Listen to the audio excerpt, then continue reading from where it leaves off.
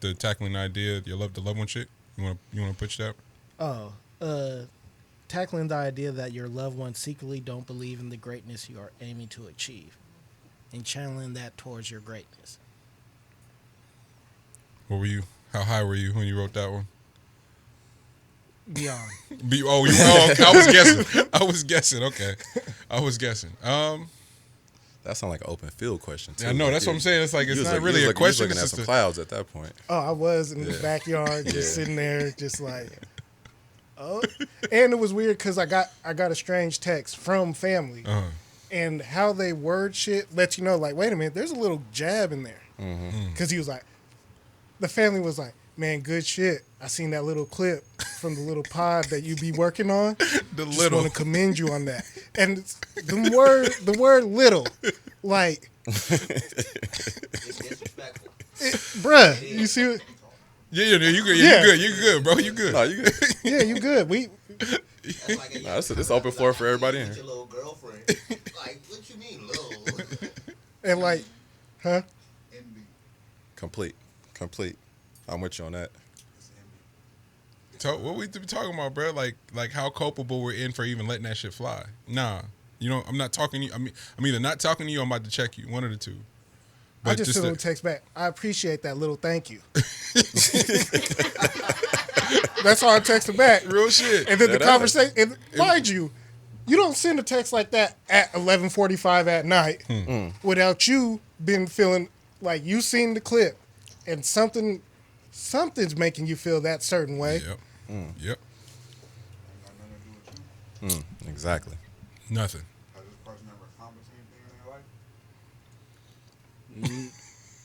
I didn't think so. Sound like that type of energy. See what I mean though? Like what this space allows and the community allows. Like I'm not gonna ever let you feel that way about nothing you do. You're not gonna let me feel that way. He's not gonna let me feel that way. Nobody in this room is gonna let me feel a little. Nah, it's always big love. So the people that's coming hesitant, you know it don't have nothing to do with you. You know it's not personal. I think that's free. You know it don't have nothing to do with you. So we what was that, 2 weeks ago? We were talking about that shit. It's like, no, it's a no-fly zone for anybody trying to do the weird passive-aggressive, bro. You're going to be pissed at me. And it's crazy because I didn't know you was coming. I had to go in about but that's how I know it was meant to happen. So we just randomly started talking about niggas pretending like they care about music, and I ended up on the Von shit. I had to say it, bro. It's coming from me, so if it got to go out, it's got to go out. But it needed to be said. It needed to be said though. Like it's just the people pretending to be gatekeepers, pretending to care about certain things, and if you really care about the numbers and everything you say you care about, when it's delivered and you act goofy or act weird or act emotional, then you don't really mean what you're saying. Cut. What's up, baby? What's good with you, man? So in light of that, that's how we get back to right here and talking like, come on, man. Me, you happy for me or no?